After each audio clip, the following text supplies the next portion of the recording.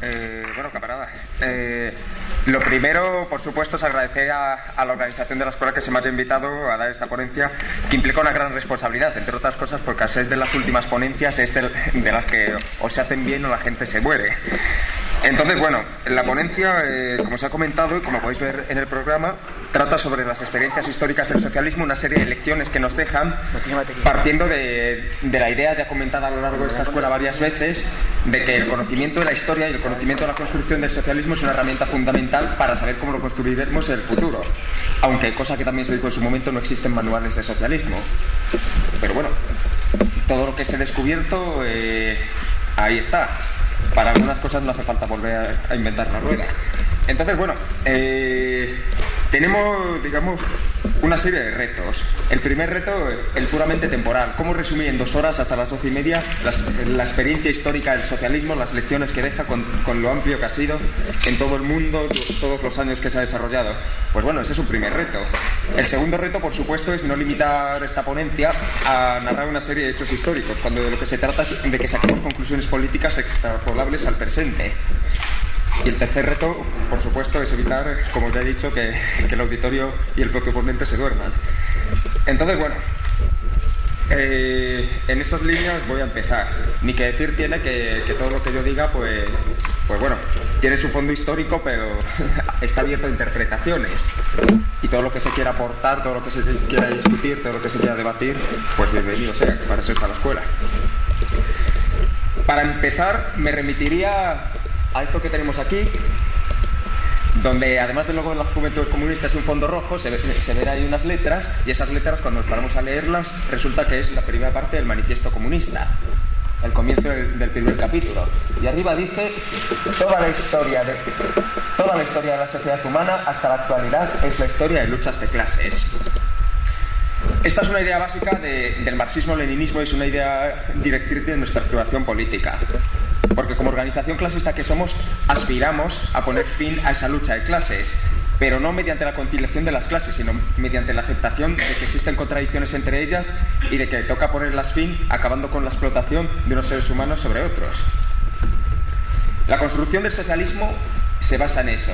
El socialismo, a diferencia de los anteriores modos de producción que se han dado a lo largo de la historia, no presenta una clase minoritaria oprimiendo a una gran mayoría, sino que por el contrario lo que implica es que la clase mayoritaria, la clase más revolucionaria, la clase más preparada, es decir, el proletariado, la clase trabajadora, es la que toma las riendas del poder político, ejerce su dictadura sobre los antiguos opresores y mediante esa política conduce a las sociedades al comunismo. Todas estas ideas se empezaron a esbozar ya por Marx y Engels en tiempos muy tempranos, y en el Manifiesto Comunista ya podemos verlas reflejadas. El Manifiesto Comunista, que es un libro que la primera vez que lo leemos, luego vamos a leerlo una segunda vez porque siempre se queda algo del tintero, y cuando lo leemos la 50ª vez, pues nos encontramos con que sigue teniendo cosas nuevas. Entonces, bueno, ya el Manifiesto Comunista se plantea esta sucesión de épocas de dominación de clases, y de ahí podemos extraer como conclusión el hecho de que cada modo de producción, cada sociedad, sucede a la anterior, no mediante una transición pactada y ordenada como la maravillosa transición que nos venden del 78, sino mediante la ruptura revolucionaria. El Manifiesto Comunista es un manifiesto revolucionario.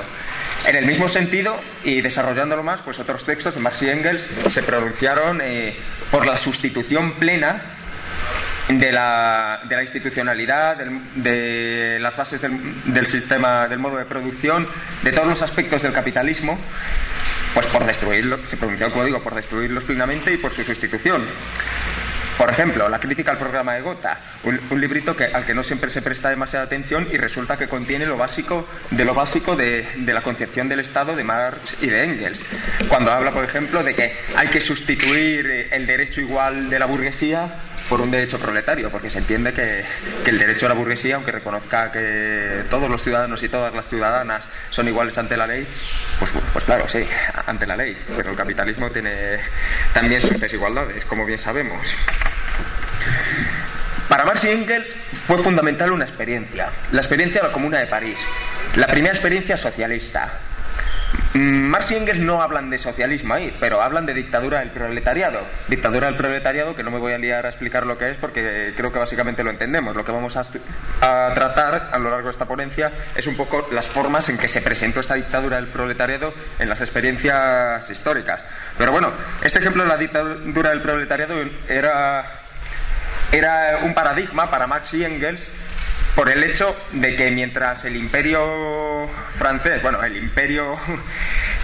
el extraño imperio francés de Napoleón III se derrumbaba, la clase trabajadora en París tomaba el poder y lo ejercía de manera efectiva, organizándose entre sí de manera democrática, distribuyendo las armas y ejerciendo el poder coercitivo, la violencia de clase sobre sus antiguos opresores.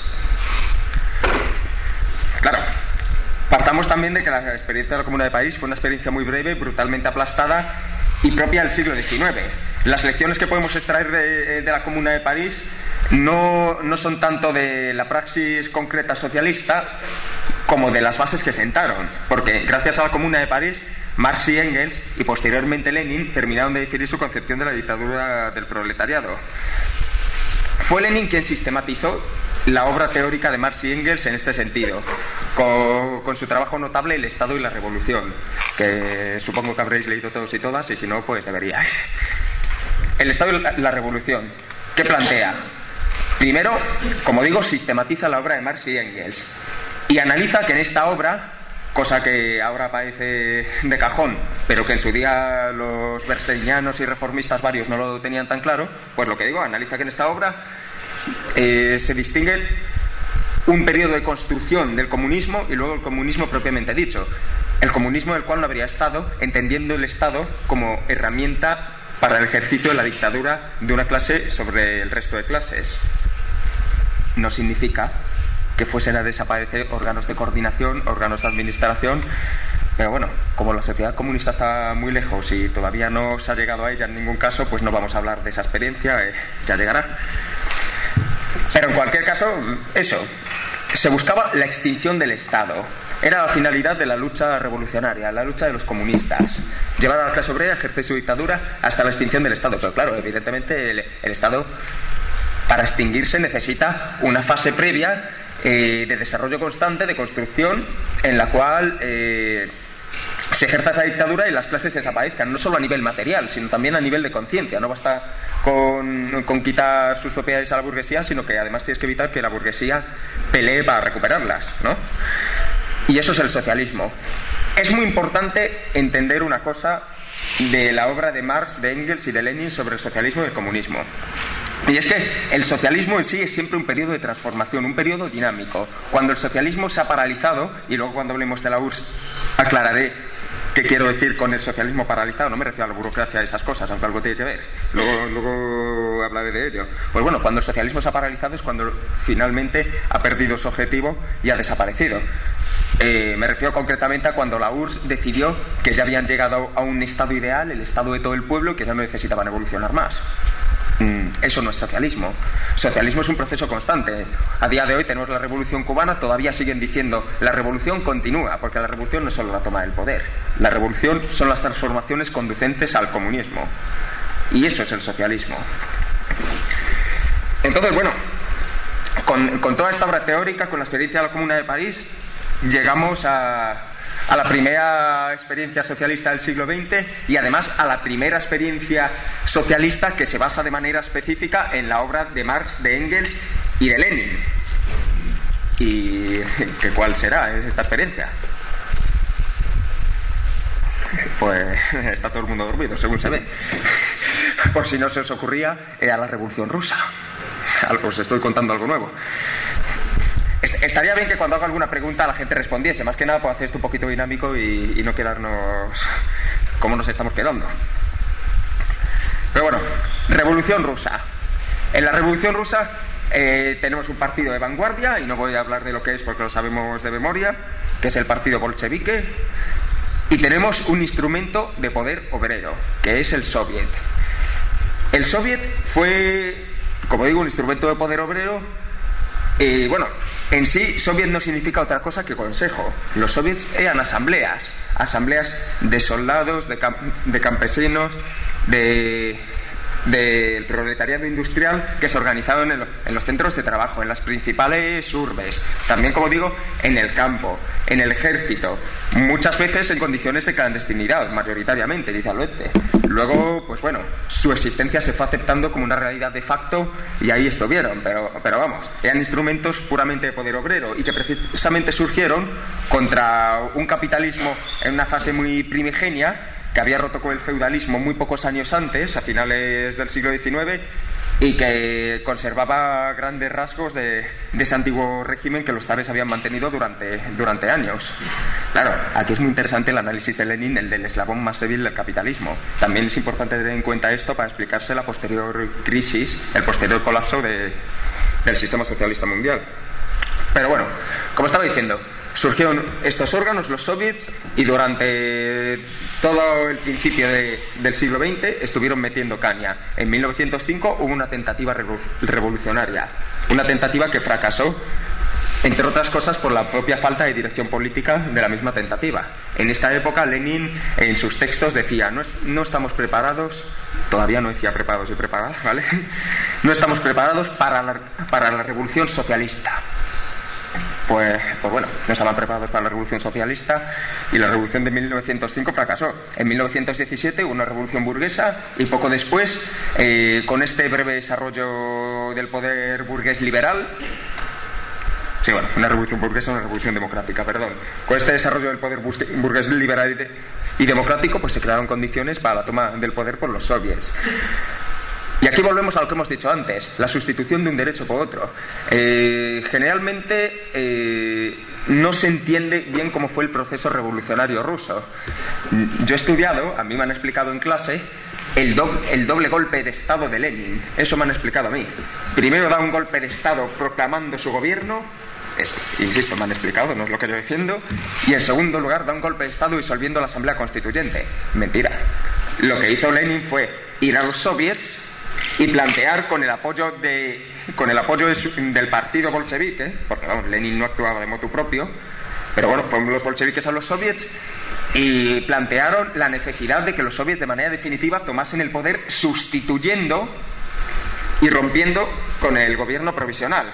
No fue una sucesión de gobiernos lo que hubo ahí, fue una sustitución. Los órganos de poder obrero sustituyeron a los órganos de poder burgués. Más adelante, con la disolución de la Asamblea Constituyente, nos encontramos lo mismo. El gobierno provisional había organizado la reunión de una Asamblea Constituyente, un parlamento burgués, para elaborar una constitución burguesa, democrática burguesa, y lo que se entendía era que dicha Asamblea Constituyente sencillamente iba contra el poder de los soviets. O la Asamblea Constituyente perpetuaba la dictadura de la burguesía, o los soviets instauraban la dictadura del proletariado. Disolución de la Asamblea Constituyente. Toma del poder por estos soviets. Soviets que, como digo, estaban formados por obreros, por soldados, por campesinos y que eran elegidos democráticamente. O incluso eran plenamente abiertos. Claro, el soviet de Leningrado plenamente abierto no podía ser, porque Leningrado era una ciudad muy grande.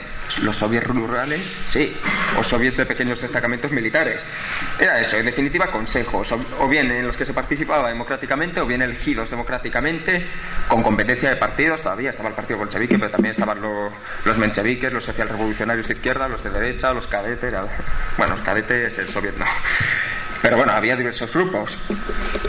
Y bueno, con esta toma del poder empezó a definirse el poder político en el naciente Estado socialista.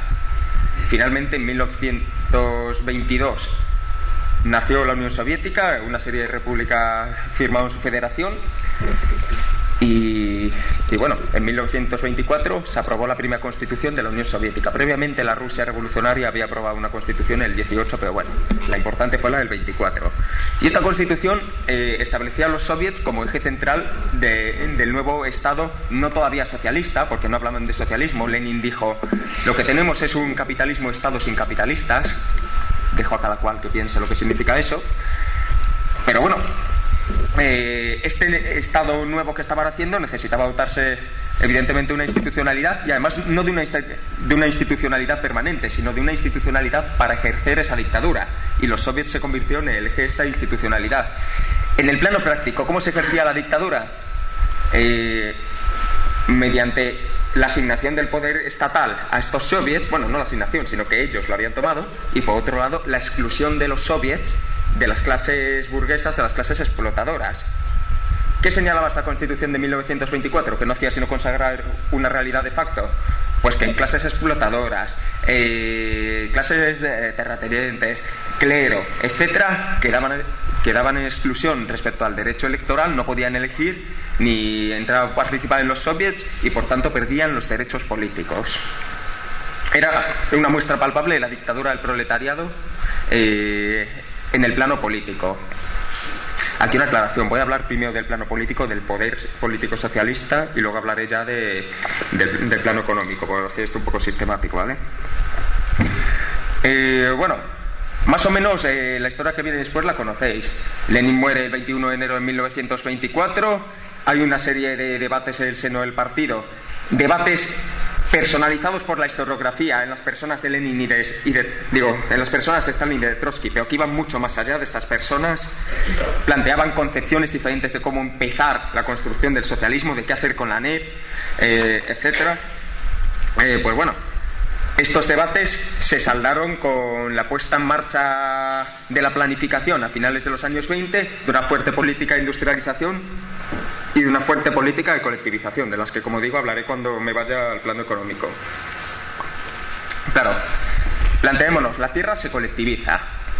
Quedan excluidos del poder de la tierra las clases que la habían poseído, los kulaks famosos, que además durante el periodo de la NEP se habían enriquecido mucho y que durante el periodo de la colectivización, como hablaré un poco más tarde, la boicotearon hasta el punto de provocar una hambruna terrible en Ucrania, de la cual la propaganda burguesa acusa al Partido Comunista. Esto es importante saberlo, que existe esa acusación. Entonces, bueno, hay un periodo de lucha de clases y en 1936 se aprueba una nueva constitución en la Unión Soviética que estuvo vigente hasta 1977. Esta constitución, que fue presentada por la prensa occidental no procomunista precisamente, como la constitución más democrática del mundo, planteaba un cambio respecto a este modelo de poder político que se había definido tras el triunfo de la revolución en la constitución de 1924. En dos sentidos. Primero, los soviets adquirían de manera definitiva un carácter institucional. La constitución de 1924 no dejaba de ser algo con un tinte muy provisional y que era evidente que tendría modificaciones para terminar de institucionalizar el sistema socialista. Y por otro lado, cambiaba la composición de los soviets. Se entendía, hemos aplastado a los kulaks, hemos aplastado a estas clases explotadoras. Ahora mismo ya podemos implantar el sufragio universal, ya no hacen falta restricciones, porque ya no hay clases explotadoras. Entonces, con la Constitución del 36 se dejó de excluir en el plano electoral y en el plano de la participación política a clases o a grupos determinados, se instauró el sufragio universal y se instauró un sistema por el cual a distintos niveles los soviets, organizados mediante el centralismo democrático, ejercían el poder político. Bueno, en ese sentido voy a mencionar, no la comparto, pero voy a mencionar una crítica muy fuerte que se hizo en aquel momento desde una visión marxista, que es la crítica que hizo a este sistema de los soviets un señor llamado Lev Davidovich Bronstein, conocido como Trotsky, que lo que planteó en su obra La Revolución Traicionada fue que con esto lo que se estaba haciendo era acabar con la dictadura del proletariado. Personalmente no comparto este análisis de Trotsky por la razón ya comentada de que en ese momento efectivamente no existían en el plano material clases explotadoras. Lo que sí que existía, por supuesto, sí que pervivía una conciencia burguesa, pero claro, ¿cómo se mide la conciencia burguesa o no burguesa a la gente? La gente puede mentir muy bien, la gente miente muy bien día a día, como bien sabemos. Entonces, ¿cómo se mide la conciencia burguesa a la gente? Para hacer este tipo de distinciones hay que irse a la base material, y la base material era ya la de la anulación de las clases explotadoras. En ese sentido, tenía su lógica este sufragio universal. Lo que sí que se hizo, en cierto modo, y ahí va mi crítica a este periodo, fue subestimar el papel de la lucha de clases en el socialismo. Más adelante, algunos teóricos, como Mao, sí que criticaron la postura de Stalin y del Partido Comunista Bolchevique de la URSS, que es como se llamaba en aquel entonces, al respecto. Subestimar la lucha de clases en el seno del socialismo.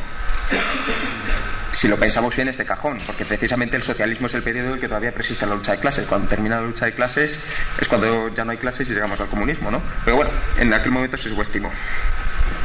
Pero bueno, más allá de esta cuestión sobre quién componía estos órganos, que seguían siendo órganos de dictadura del proletariado, también hay que tener en cuenta algunos rasgos de los mismos. Para empezar, los soviets eran lo que dice la palabra, consejos, pero no eran parlamentos. Porque había una fuerte crítica, ya desde época de Marx, y hay numerosas obras que lo demuestran, vamos, donde viene, una fuerte crítica al parlamentarismo burgués, donde se establecían dinámicas gobierno-oposición, pero en todo caso siempre eran dinámicas para tratar cuestiones de gestión de la dictadura de la clase dominante. La Asamblea Socialista no entendía de estas dinámicas. La Asamblea Socialista lo que entendía era de todos los elementos de la clase trabajadora y de las clases aliadas representados en ella, aportando pues el desarrollo del socialismo. Entonces no podía haber dinámica gobierno-oposición. Lo que sí que podía haber, por supuesto, era un control de la Asamblea sobre los órganos de gobierno. Y aquí vamos a otra cuestión, el tema de la unidad de poderes. A día de hoy la separación de poderes, bueno, a día de hoy, en esta época en las democracias burguesas, a día de hoy la separación de poderes es como una especie de dogma de fe. Sin embargo, ¿qué significa exactamente la separación de poderes? ¿Significa que el poder legislativo recae en el Parlamento, el poder ejecutivo del gobierno tal? Eso es separación física de los poderes. En el plano ideológico, ¿qué se vende que es la separación de poderes a día de hoy? Se vende que la separación de poderes es que todos los poderes son absolutamente independientes unos de otros. Claro, separación física no había ningún problema. Evidentemente, todas las tareas de ejercicio del poder requerían una serie de estructuras y bueno, la típica organización poder ejecutivo, poder legislativo, poder judicial tiene su sentido, vamos. Un parlamento que legisla, un gobierno que ejecuta y unos tribunales que juzgan la aplicación de estas leyes. Pero se entendía también que esta independencia de poderes no podía darse. El gobierno podía ser independiente de la asamblea que había sido elegida democráticamente, cuando esta asamblea era la representación popular, la representación de las clases que ejercían su dictadura, la representación del proletariado, del campesinado, etcétera. ¿Podía el gobierno separarse del control de esa asamblea? A día de hoy, en nuestro modelo de democracia liberal, el gobierno prepara las leyes y hace que se aprueben en el Parlamento. Aquí era el Parlamento el que decía al gobierno lo que tenía que hacer. Bueno, es que fijémonos eso. A día de hoy realmente esa separación teórica de poderes que dicen no existe. Lo que pasa es que el poder que controla es el Ejecutivo, que es precisamente el poder más alejado de la representación directa. Aquí, en cambio, en esta concepción asamblearia de los soviets, era esta asamblea, el soviet, el que ejercía el control sobre los órganos ejecutivos. Y aquí enlazamos con otro principio, el del centralismo democrático. Una cuestión que planteaba Lenin ya en el Estado y la Revolución y que luego ha generado mucho debate era la del centralismo. Lenin defendía una tesis, es que cuanto más evolucionase hacia el centralismo el Estado socialista, más avanzaría hacia el comunismo. Planteaba el necesario desarrollo de ese centralismo.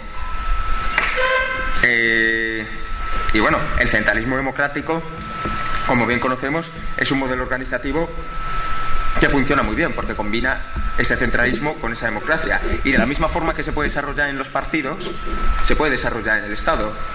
¿Cómo? Muy sencillo. Esto lo podemos ver hoy muy bien en Cuba. Es un ejemplo muy claro de centralismo democrático. Una asamblea en Cuba una asamblea local tiene absolutamente todas las competencias de lo que se limita al ámbito local. Es decir, ejecuta lo que llega desde arriba para el ámbito local No es como en nuestro modelo, que hay eso, la comunidad autónoma y luego la delegación, ¿no? Es un único órgano democráticamente electo que ejecuta todo el poder del Estado en el ámbito local. Por tanto, tiene legitimidad para desarrollar políticas en el ámbito local, al ser además un órgano democrático, pero por otra parte tiene que ajustar su política a la política del Estado marcada desde arriba. Y desde arriba, desde el Parlamento Estatal cubano, la Asamblea Nacional del Poder Popular, se puede decir a los poderes locales: no vayas por aquí, vete por otro lado. Centralismo democrático, porque al mismo tiempo la representación en el Parlamento cubano, la representación a día de hoy directa, mediante elecciones directas del pueblo cubano, pues hace que se dé esa bidireccionalidad de abajo arriba, de arriba abajo. Centralismo democrático. El modelo cubano actual, como digo, es un ejemplo perfecto. En estos tiempos todavía se estaba desarrollando en la Unión Soviética esta concepción del Estado centralista democrático, y algo que se llevaba era hasta 1936, hasta esta constitución, la elección indirecta de los órganos superiores, de los soviets superiores. No hablo del Soviet Supremo porque la expresión Soviet Supremo nace en el 36, ¿vale? Aquí se instauró eso, la elección directa del Soviet Supremo, la elección directa de los soviets a todos los niveles. Y claro, de la misma forma que de la base emanaba el poder hacia arriba, pues de arriba podían emanar directrices hacia abajo. Centralismo democrático. Porque aparte hay que plantear otra cuestión sobre este modelo, iba a decir parlamentario, no, sobre este modelo de ejercicio del poder, sobre este modelo de ejercicio de la dictadura del proletariado. Y es que la democracia no se limitaba, según este planteamiento político, a la elección cada 4 años, allá en 4 años como aquí, sino que la elección de los diputados y las diputadas, la URSS, esto es interesante tenerlo en cuenta, luego hablaré más de ello, fue uno de los países que en mayor grado en esta época implicó a mujeres en el ejercicio del poder político, así que está muy bien dicho, diputados y diputadas. En España no había ni una diputada cuando había parlamento. Pues bueno, estas personas que ejercían la representación tenían que ejercerla de manera permanente. ¿Cómo? Reuniéndose con sus electores y sus electoras, informando de las decisiones del poder estatal, rindiendo cuentas de su trabajo y recogiendo las aportaciones, las propuestas y todo lo que se plantease para trasladarlo al órgano de poder estatal, en el caso del poder estatal, o a los órganos de poder regional o a otros órganos.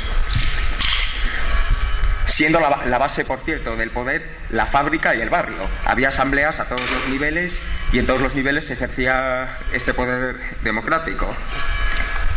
No voy a ahondar mucho en esta cuestión porque conocemos cómo funciona el centralismo democrático. Es decir, la dirección, o en este caso la representación de las clases, del proletariado, del campesinado, etcétera, recogía lo que se debatiese en la base, lo trasladaba a los órganos estatales y viceversa.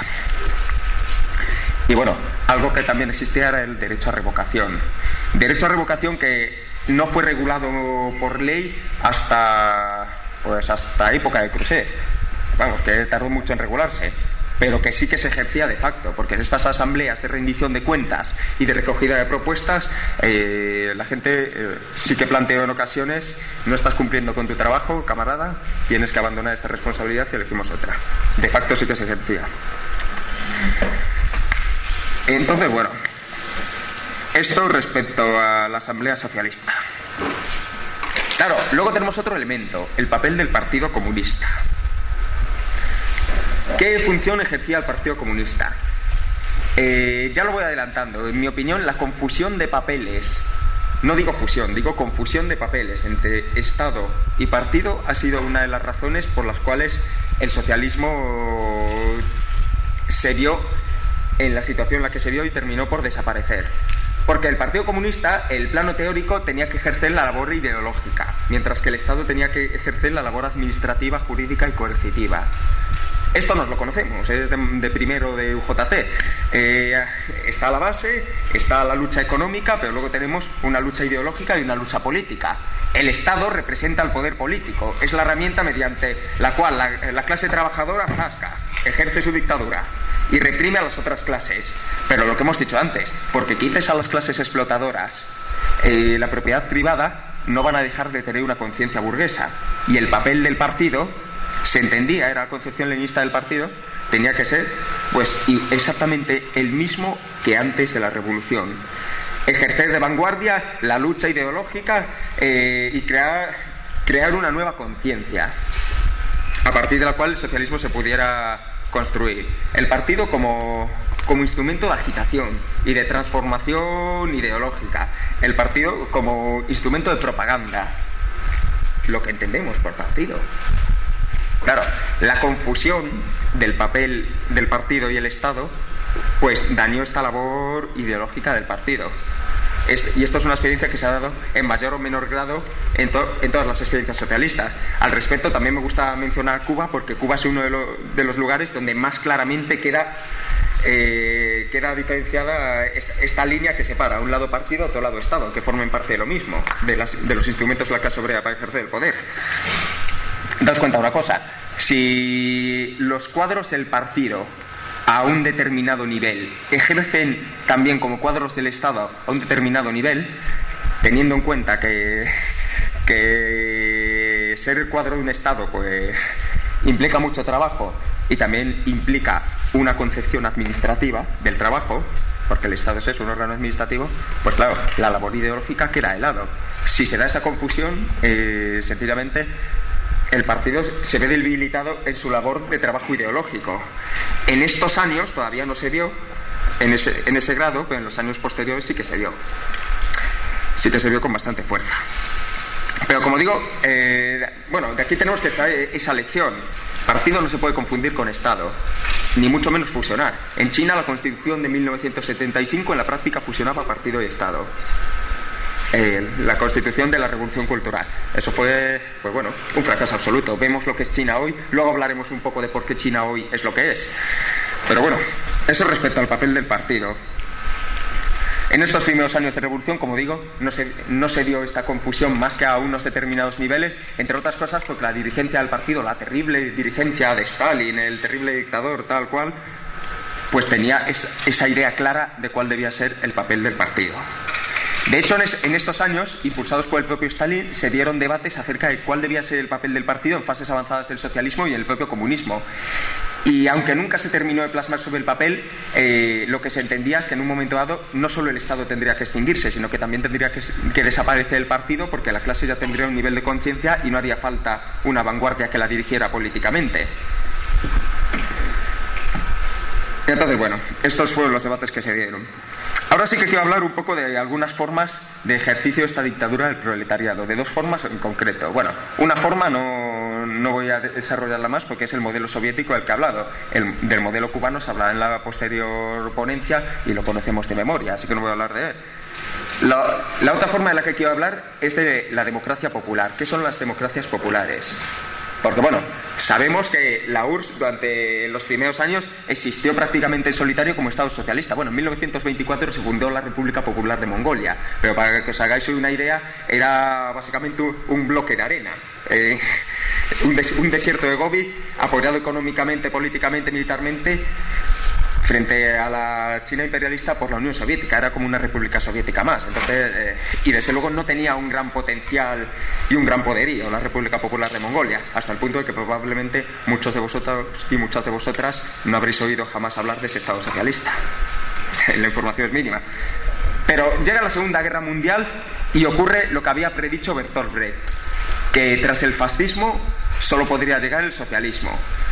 En realidad no fue del todo cierto, porque el capitalismo occidental logró sostener el capitalismo en la República Federal Alemana, pero lo cierto es que el este de Europa, que fue liberado por las fuerzas soviéticas, marchó rumbo al socialismo, inició la construcción del socialismo.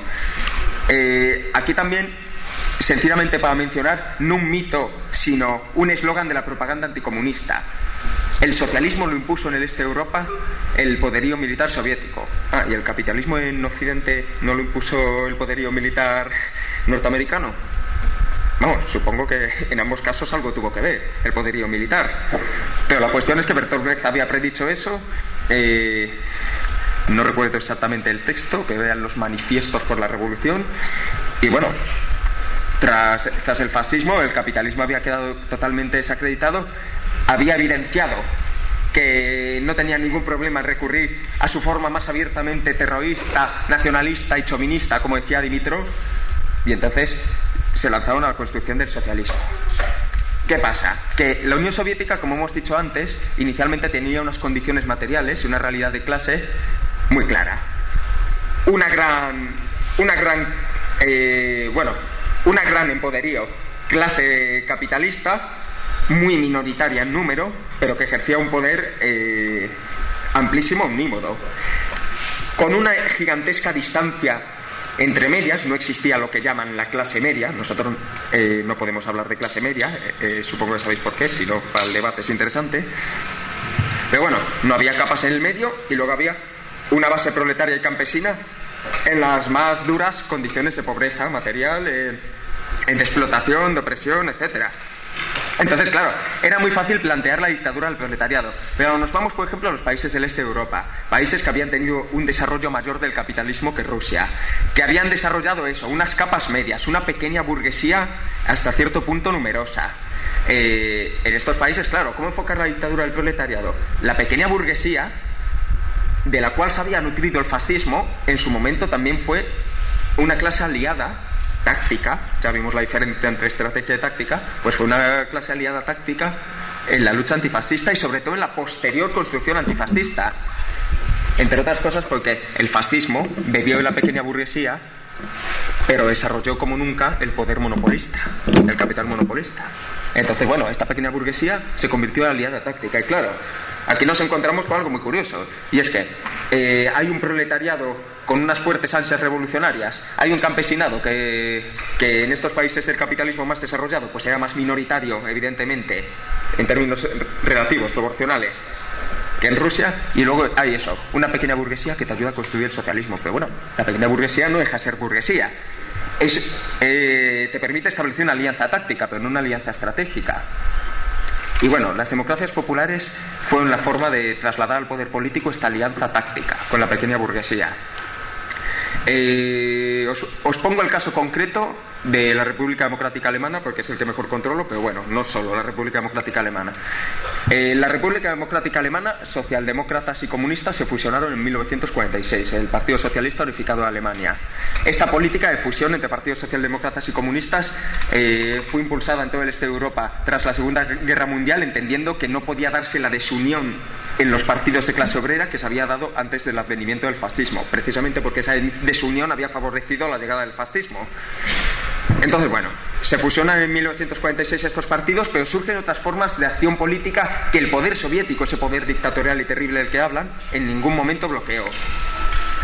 En 1945 nacieron dos partidos. Uno, la CDU, la actual CDU de Merkel, que nació en Occidente, pero también nació en el Este, la Unión Democristiana. Y también nació el Partido Liberal Democrático de Alemania, es decir, un partido liberal. Ambos partidos formados por pequeña burguesía. Lo que pasa es que la CDU tenía eso, un carácter ideológico más cristiano de base. Y estos partidos no fueron ilegalizados, ni mucho menos. En 1948 surgieron otros dos partidos. El Partido Demócrata Campesino, que bueno, básicamente defendía unos postulados de construcción del socialismo de tintes más agrarios, y luego un partido muy curioso, el Partido Nacional Democrático de Alemania, que era un partido nacionalista que defendía unos valores de exaltación de la nación, pero al mismo tiempo condenaba el militarismo fascista. En este partido se integraron muchos exmilitantes del partido nazi, bueno, exafiliados del partido nazi, que no habían ejercido responsabilidades y que, bueno, los típicos que se afilian por conveniencia. Me tengo que afiliar porque a lo mejor si no mi hijo no tiene empleo, tal cual. Pues esa gente fue la que fundamentalmente integró este partido. Exmilitares, también pequeña burguesía. Pues este partido no fue ilegalizado, porque se entendía que la gente tenía derecho a equivocarse y que si estas personas aportaban a la construcción del socialismo, teniendo en cuenta que no habían tenido responsabilidades políticas en el anterior régimen, pues bueno, que bienvenidas fueran. se fundó un bloque de partidos democráticos, agrupando estos 5 partidos. Y más adelante, en el 48 creo que fue, como lo digo de memorieta, esto se puede comprobar porque me puedo equivocar, pero en el 48 se fundó un Frente Nacional, en el que no solo estaban los partidos, sino que estaban los sindicatos que se habían erigido en confederación, estaba la Juventud Libre Alemana, que a día de hoy sigue existiendo, aunque con un carácter bastante más reducido que esa época, evidentemente, una Unión Cultural, la Federación de Mujeres de Alemania, de la cual hablaré luego, porque ejerció un papel muy interesante en la República Democrática Alemana. Y este Frente Nacional se erigió en eje de la vida política de la República Democrática Alemana. Insisto, estoy hablando de la República Democrática Alemana, pero frentes similares, con sistemas multipartidistas similares, se dieron también en el resto de democracias populares. Bueno, no en todas existió multipartidismo. En Hungría no existió, en Albania no existió, en otros no existió. En Corea del Norte hay un sistema basado en este, con 3 partidos políticos. Y bueno, como digo, este Frente Nacional se erigió en eje de la vida política. En 1949 la República Democrática Alemana aprobó una constitución que podía valer tanto para el socialismo como para el capitalismo, porque era una constitución que se hizo para una Alemania unificada, igual que la Ley Fundamental de Bonn. Lo que pasa es que la Ley Fundamental de Bonn, también de 1949, pues era una ley abiertamente capitalista. Y bueno, con el Partido Socialista Unificado de Alemania, es decir, el Partido Marxista-Leninista, que en 1948 también se convirtió en marxista-leninista, pues se inició la construcción del socialismo. Pero se inició la construcción del socialismo, con un sistema de varios partidos. ¿Qué pasa? Que con el sistema del que hemos hablado antes, en el cual no había dinámicas gobierno-oposición, porque lo que se quería era que la Cámara del Pueblo, que era el Parlamento, bueno, el Parlamento no fuese un Parlamento, valga la redundancia, sino que fuese esa asamblea de carácter socialista inspirada del Soviet, inspirada a su vez en la Comuna de París. ¿Cuál era el funcionamiento electoral? Los diferentes partidos reunidos en el Frente Nacional elaboraban listas, candidaturas. Estas candidaturas se ratificaban o debatían a nivel de base en el Frente Nacional, porque más allá de estar compuesto por organizaciones, era un organismo abierto a la participación pública. Después de debatirse el Frente Nacional, se iba a los centros de trabajo y se preguntaba a los compañeros, a las compañeras de las personas que iban en la lista: ¿creéis que esta persona es apta por su trabajo, por su disciplina laboral, por sus características para ir en la lista? Y después de esta ratificación en el centro de trabajo se presentaba una lista conjunta con los distintos partidos, en la cual los nombres que la gente no quisiera los tachaba y los nombres que la gente quisiera los dejaba. Así era el sistema. Luego también un principio constitucional era que todos los partidos políticos que tuviesen más de 40 escaños en la Cámara del Pueblo estarían representados en el gobierno, de manera que no hubiese dinámicas de gobierno-oposición, sino que de hecho hubiese una participación conjunta del gobierno. Ahora la aclaración: el Partido Socialista Unificado de Alemania, como partido comunista y como partido de vanguardia, se aseguró siempre una posición mayoritaria dentro de estas candidaturas, pero mayoritaria en un sentido relativo, no tenía mayoría absoluta. Lo que pasa es que luego esta candidatura también estaban los sindicatos, estaba la Juventud Libre Alemana, y entre las personas de los sindicatos y de la Juventud Libre Alemana podía haber afiliados o podía haber personas que por el papel de vanguardia del partido apoyasen sus políticas. Pero nunca tuvo mayoría en el Parlamento el Partido Socialista Unificado de Alemania, al menos el plano formal. Los partidos organizaban sus grupos parlamentarios, los partidos y también los sindicatos, también la Juventud Libre Alemana, las organizaciones sociales tenían también representación, participaban en el gobierno, había una participación conjunta, y así se ejercía el sistema de democracia popular. Claro, lo que decíamos, la alianza con la pequeña burguesía era una alianza táctica, por eso la mayoría nunca podía tenerla un partido de la pequeña burguesía. Pero se entendía que tenían que tener su participación en la construcción del socialismo. Bueno, hubo diversas vicisitudes en la evolución de estos sistemas, y bueno, a veces la alianza con estos partidos y estos sectores de la pequeña burguesía se vio reforzada, otras veces se vio menos reforzada. Pero bueno, lo cierto es que así se inició la construcción del socialismo en estos países. Como digo, no solo en la RDA. En la RDA hubo varios partidos, en Checoslovaquia también los hubo, en Polonia los hubo, en Bulgaria los hubo también, en Hungría no, en Albania no, pero bueno. en todas las democracias populares, quienes sí que participaban en los órganos del poder eran las organizaciones sociales, eso, las organizaciones juveniles, las organizaciones de mujeres que tuvieron una gran importancia en los parlamentos socialistas, los sindicatos. Una curiosidad, sencillamente.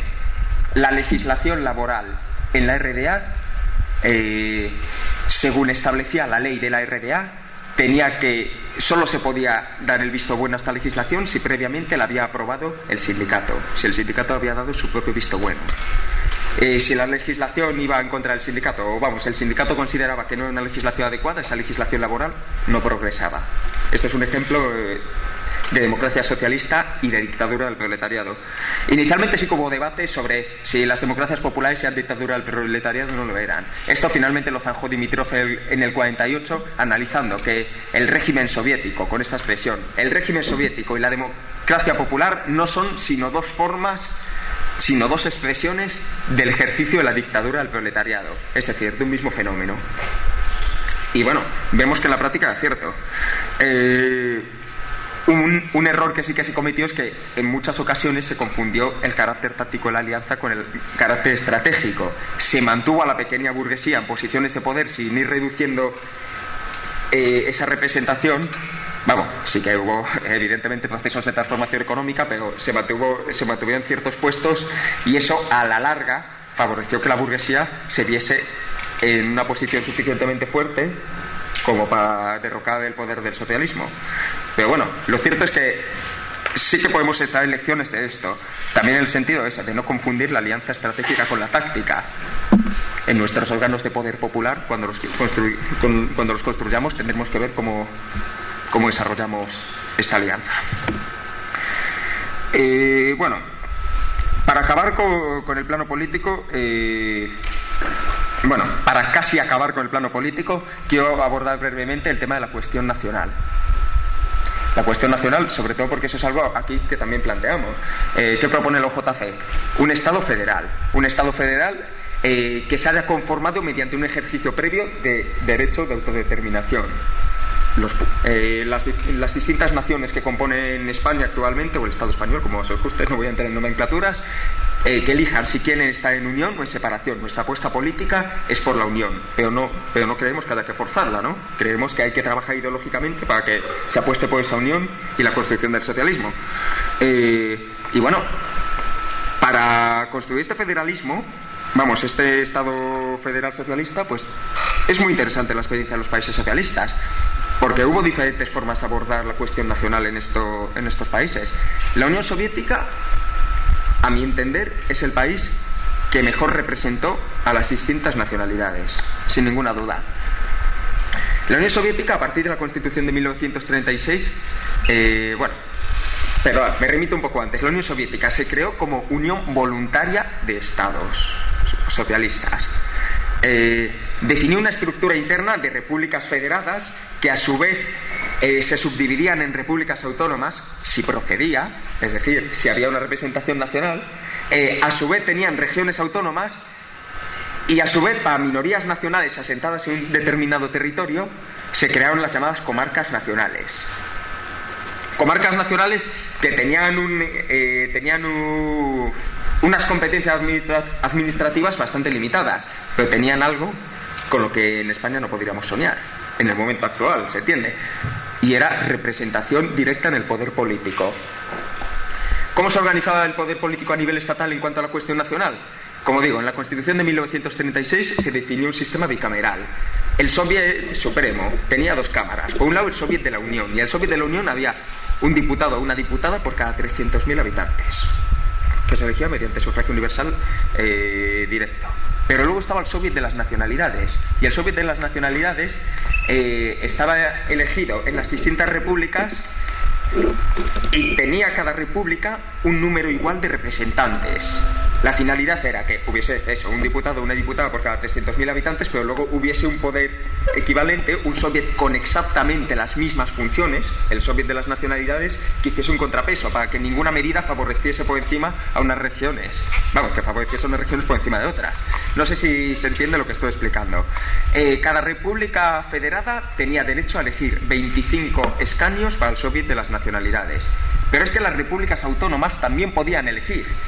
Y las regiones autónomas también. Y las comarcas nacionales tenían derecho a tener un representante o una representante en el Soviet de las Nacionalidades.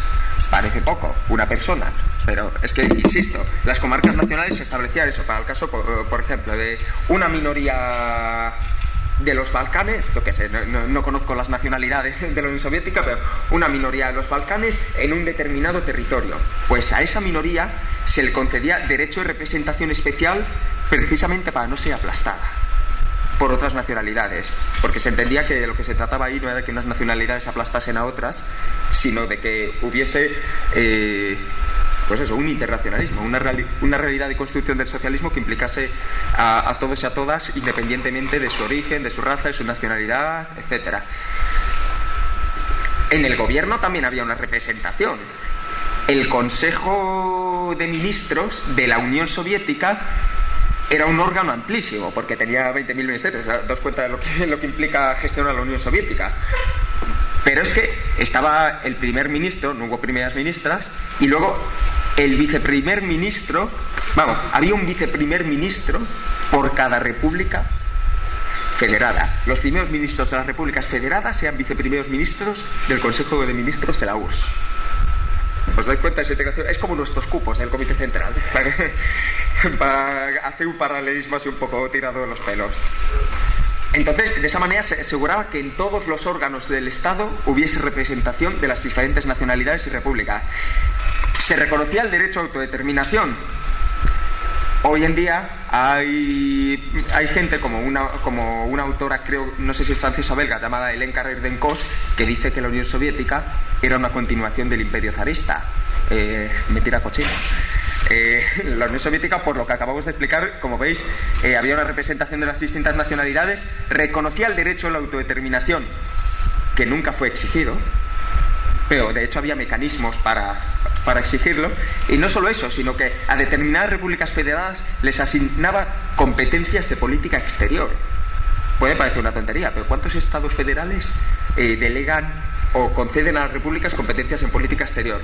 Y de hecho las repúblicas socialistas de Bielorrusia y de Ucrania tuvieron representación en la ONU propia, que bueno, vamos a ver, en realidad eran 3 votos para la Unión Soviética, no nos engañemos, pero podían tener una política autónoma, tenían representación propia en otros estados y a nivel de embajada, como si fueran estados propios, independientes.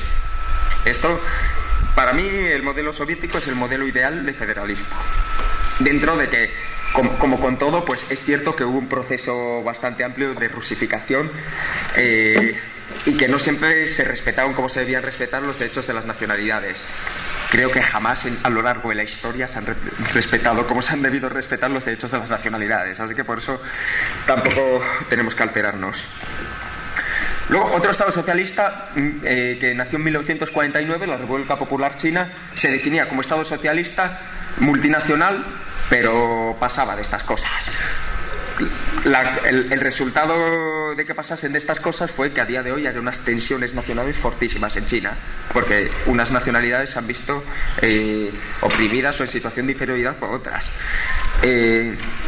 Y un tercer ejemplo que quiero poner es el de la República Socialista de Checoslovaquia, que hasta 1968 no definió su carácter federal, y lo definió porque la nacionalidad eslovaca consideraba que estaba siendo discriminada, no oprimida, pero sí discriminada en una posición secundaria respecto a la nacionalidad checa. Y uno de los legados duraderos de la llamada Primavera de Praga, que como sabéis fue desmantelada, pero algunas cosas quedaron, fue precisamente la equiparación a todos los niveles de checos y checas, de eslovacos y eslovacas, de ambas nacionalidades.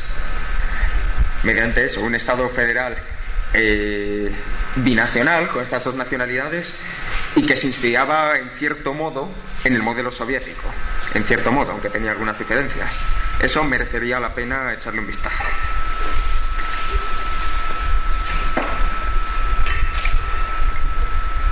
Vale, para terminar con la cuestión política, para terminar de verdad con la cuestión política, voy a hablar del llamado revisionismo.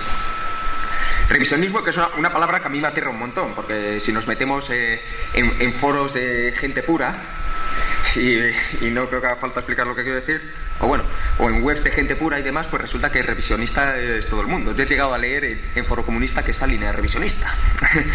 Entonces, bueno, revisionista es una palabra que en un sentido, que en el sentido que le dan, pues para mí no tiene ninguna validez, pero la expresión revisionismo sí está aceptada por el marxismo-leninismo y por la historiografía marxista y no marxista, que es una palabra aceptada para definir una serie de líneas políticas que se marcaron tras la muerte de Stalin en la Unión Soviética y en las democracias populares. Bueno, tras la muerte de Stalin y antes en China. Voy a hablar ahora. Revisionismo político. En el plano político, el revisionismo se manifestó revisando, que de ahí viene la expresión, la teoría del Estado marxista. Lo que hemos dicho, el Estado tenía que extinguirse, ¿no? Claro, clarinete, esto lo entendemos. Hemos hablado también de las democracias populares como forma de dictadura del proletariado en la cual se estableció una alianza táctica con la burguesía.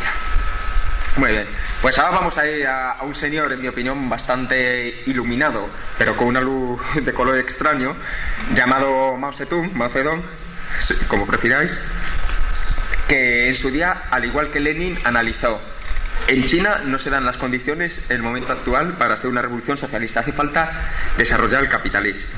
Desarrollar el capitalismo, aunque lo enfocaba de otra manera. Lo que planteaba Mao era que una serie de clases burguesas más pequeñas, más minoritarias de la ciudad estaban siendo oprimidas de la misma forma que el proletariado, importante el detalle, por la llamada burguesía terrateniente y la burguesía compradora. Eran las expresiones que utilizaba Mao. No voy a ponerme a explicar lo que es, os remito a Mao si queréis leerlo. Entonces planteaba una fase intermedia previa al socialismo, que era lo que inicialmente llamó la nueva democracia y luego la dictadura democrática del pueblo. Un nombre bastante curioso. Y en esta fase intermedia, que en apariencia era como la democracia popular, lo que de facto se establecía, o lo que dejaba entender Mao, era una alianza duradera y fuerte con estas clases burguesas, una alianza en la práctica estratégica, aunque Mao se cuidó mucho de decirlo así, pero era en realidad lo que planteaba, pues una alianza estratégica con estas clases para el desarrollo de esa nueva democracia. Claro, como digo, el resultado lo vemos. El poder socialista en China integró a burguesía. Esta burguesía luego hemos visto que ha impulsado una serie de reformas. Os puedo asegurar que no ha sido la clase trabajadora la que ha decidido las privatizaciones en China. Eso os lo puedo asegurar. Sí que ha sido la burguesía que ha estado detrás. Y bueno, llegamos hasta tal punto que, inspirándose en Mao, aunque la China de ahora no tenga nada que ver con la de Mao, pero inspirándose de forma clara en Mao, en estos análisis, el Partido Comunista de China, en época de Jiang Zemin, que fue el anterior presidente y secretario general anterior al anterior, a Hu Jintao, pues el Partido Comunista de China aprobó la teoría de la triple representatividad, según la cual teoría de la triple representatividad, que me estás poniendo cara, según la cual el Partido Comunista al mismo tiempo representaba al proletariado, a la intelectualidad y a la burguesía. Bueno, yo os dejo que penséis si es posible que un partido represente al mismo tiempo intereses antagónicos. Y una vez que os lo planteéis y lleguéis a la obvia conclusión de que no, os dejo que imaginéis qué intereses primarán. No sé, yo entre el que me monta una huelga y el que me regala un Ferrari, escojo el que me regala un Ferrari, si tengo que defender intereses. Y supongo que eso, igual que me pasaría a mí, les pasará a los honestos y trabajadores comunistas chinos. Entonces, bueno, esto respecto a Mao. He querido hablar de Mao porque muchas veces hay gente que enarbola a Mao como el campeón de la lucha contra el revisionismo soviético, pero es que resulta que el revisionismo de Mao condujo a una crisis del socialismo mucho más temprana y mucho más brutal en China, porque en la URSS el socialismo ya no existe, pero la gente lo recuerda y lo añora. En China tengo el temor de que la palabra comunismo quede manchada durante centenarios por la labor de los comunistas chinos. Es mi temor personal. Entonces, bueno, he querido hablar de Mao por eso. En la URSS también hubo revisionismo político. ¿Conocéis el 20 Congreso del PQS en 1956? Este congreso en el cual se hizo una condena a Stalin bastante en la línea de Stalin fue el malo y yo, que era su mano derecha, no sabía nada. Pues bueno, se condenó a Stalin de esa manera, pero además el 20 Congreso del PQS no solo era eso. El 20 Congreso del PQS dio paso al revisionismo político, porque aceptó las vías democráticas al socialismo, las vías parlamentarias. Fijémonos lo que significa eso, no es que nos opongamos a participar del Parlamento, es que a través de la institucionalidad, plantear a través de la institucionalidad burguesa construir el socialismo, creer que se puede construir, es reformismo. Entonces planteó esto y empezó a sentar las bases de la teoría del pueblo soviético y de la teoría del Estado de todo el pueblo. El 22 Congreso del PQS, que creo que fue en 1961, se puede comprobar, aprobó un nuevo programa del partido. Y este programa se vio plasmado a su vez en la Constitución de 1977. Lo que se decía era: hemos llegado a una nueva fase de desarrollo histórico. El estado de dictadura del proletariado ha sido sustituido por el estado de todo el pueblo. Ya no existen clases antagónicas, ya no existen clases explotadoras y clases explotadas, ya no existe conciencia burguesa. Hemos llegado al mundo de Yuppie ideal, pero es que resulta que en vez de desaparecer el Estado, lo que hacemos es crear un Estado de todo el pueblo. Si os dais cuenta, eso lo que supone es cargarte la teoría de la extinción del Estado y cargarse el objetivo del comunismo, porque se siguió manteniendo el plano formal el objetivo de llegar al comunismo y de extinguir el Estado, pero en la práctica se vio vaciado. Esto favoreció el desarrollo de una burguesía estatal que era creciente. Ya no hubo tentativas antiburocráticas a partir de entonces, porque el Estado era un hecho que se asumía como algo necesario y ya no había que eliminar el Estado. Claro, esto significa cargarse la teoría del Estado marxista-leninista y también implica cargarse las opciones de la clase trabajadora de emanciparse totalmente. Bien, esto en cuanto al plano político, que llevo hablando bastante rato. Y voy a tener que acelerar un poco porque... Sí, por eso. Bueno, tenemos hasta las 12:30, pero mi idea sería acabar un poco antes para que hubiese un poco de debate, ¿vale? Entonces voy a acelerar. Economía del socialismo. Hemos hablado del poder, pero este poder tenía una finalidad: transformar por un lado el plano ideológico, el que hablaré más tarde, y transformar el plano material. Se sustituyó un poder por otro, eso, para sustituir una base económica por otra y poder construir el socialismo. Entonces, claro, la óptica económica de los revolucionarios rusos y de los revolucionarios del resto de lugares, hablo en primer lugar de los revolucionarios rusos porque fueron los que inspiraron todas las experiencias, pues esta óptica lo que planteaba era una nueva concepción de la finalidad de la economía. Ya conocéis lo que es la contradicción capital-trabajo. El trabajo tiene un carácter social, pero resulta que en el capitalismo ese carácter social del trabajo se ve sublimado, no sé cómo decirlo, por el interés individual del capitalista, que extrae plusvalías y que se apropia de los beneficios que genera esa fuerza de trabajo. Muy bien, pues frente al interés individual del capitalismo se planteaba la economía socialista con un interés social. La economía socialista lo que debería hacer era acabar con la diferenciación de clases, es decir, acabar con la explotación, es decir, la igualdad y la justicia social. Un principio básico del comunismo dice: de cada uno según sus capacidades, a cada uno según su necesidad. Un principio del comunismo. Se entiende con este principio, enunciado por los propios Marx, Engels y por el propio Lenin, en el Estado y la Revolución creo que lo dice. Con este principio, ¿qué se entiende? Pues que ya hay una conciencia, cada uno aporta lo que puede y cada uno toma lo que necesita. Pero claro, para esto hace falta una conciencia. Entonces el socialismo, y se plasmó en las constituciones socialistas, en la soviética, en la de Hungría de 1949, en un montón de constituciones, pues bueno, se modificó un poco el principio. Se dijo, de cada uno según sus capacidades, a cada uno según su trabajo. Entendiendo, como más adelante dijo el Che, que el trabajo es una escuela creadora de conciencias. Luego vamos a hablar de la conciencia del hombre nuevo, en el plano ideológico, del hombre y la mujer nueva. Entonces, bueno, ¿qué estaba diciendo?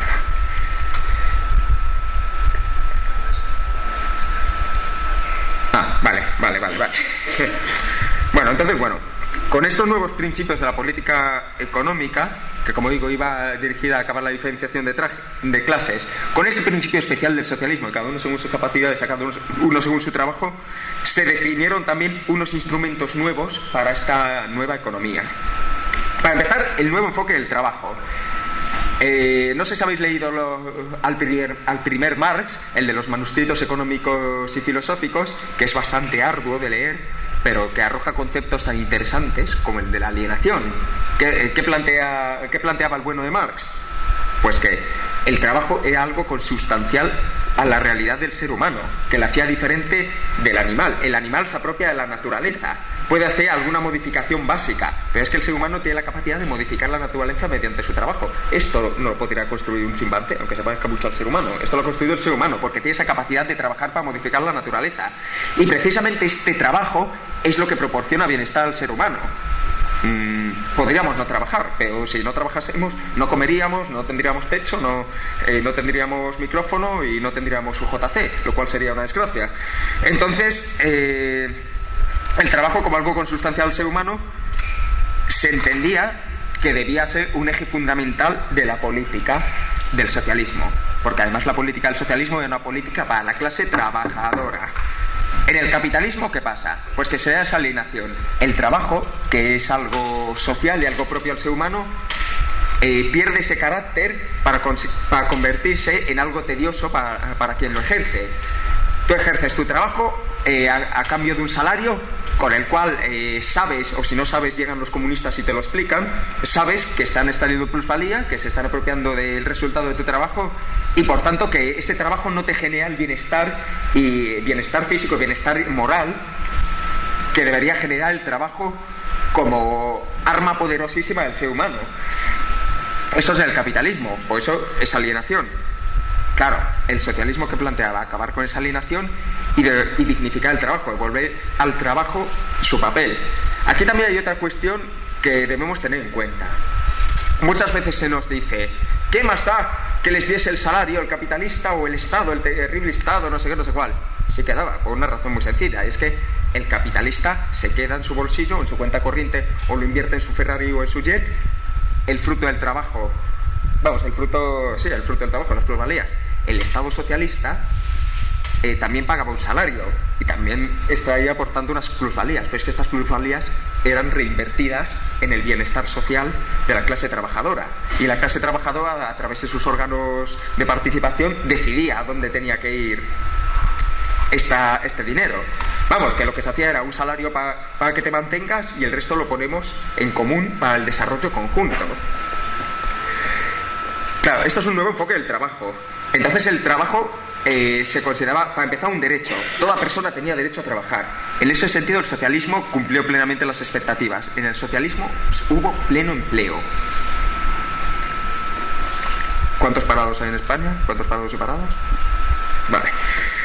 Pero también era un deber, porque de cada uno según su capacidad. A alguien a quien le faltaban las piernas no le exigían ganar la maratón de ciclismo, o lo que fuera. La maratón de ciclismo, eso no existe, ¿verdad?